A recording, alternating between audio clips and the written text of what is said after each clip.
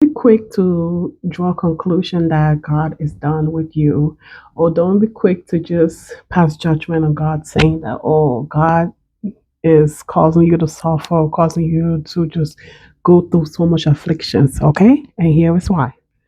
The book of Ruth, okay, it has a lot of lessons, okay, but I want to speak it back on Ruth 1 verse 20 through 21, and then Ruth sorry, and then Ruth 4 verse 14 through 17. Okay, so remember how Naomi husband died, and then of course her two sons later on eventually died, and Ruth was her daughter-in-law that followed her back to her homeland, right?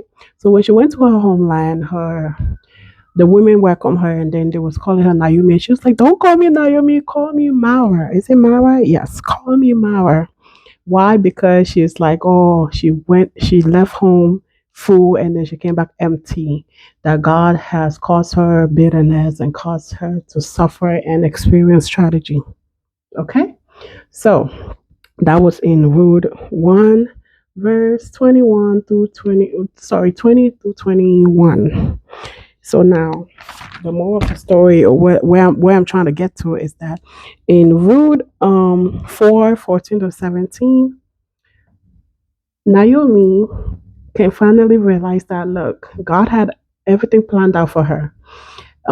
What she initially thought or was saying about God was actually a lie, and her trying to rename herself, she jumped into conclusion too fast because she did not even know the plan that God had ahead of her.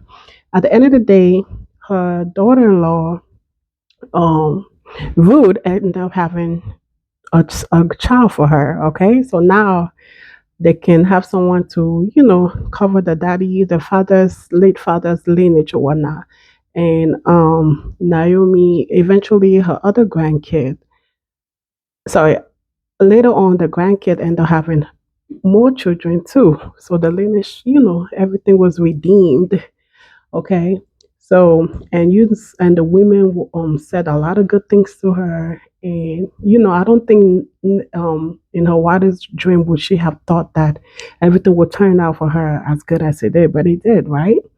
So that's just something to let anybody know out there. Like, yes, you're going through affliction. Yes, you're going through a tragedy. Yes, it's bittersweet. It's not all rosy like how you expected. But that does not mean that God's hand is still not on your life. It does not mean that God does not love you. It does not mean that you should go ahead and change your name to another crazy name like how Naomi was trying to do to herself, okay? God has a purpose for you. He's still working, and the plans for you he has is definitely good and not bad. Jeremiah 29:11. So, and guess what? Just like Naomi, he turned out everything for him and Ruth, according to Romans 8:28. He's going to turn it around for you too. Just let him finish the process. Be patient. Don't be quick to conclude. Don't just think like, oh, you know, it's done. You're done with. You're not done with until he says so. And like, yeah, you're a man. God is God.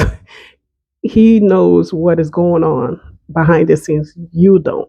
You can't even try to understand how he does things. So yeah, the whole thing I'm trying to say is don't be quick to jump to conclusion. Don't be quick to say, God, why me? Mm-mm. Don't be quick to do that. And yeah, there's still more coming. He's still working. Let him work. Let him work everything out for you. He got you, just like Naomi, and he will see you through it all. Don't be quick to judge God. Don't be quick to jump into conclusion. Don't be quick to just stamp yourself and label yourself the way that the devil actually wants you to, because it's all lies from the pit of hell. Okay, I hope you enjoyed this, and I hope that you can reference back once again, Ruth chapter 1, verse 20 through 21, and then Ruth 4, verse 14.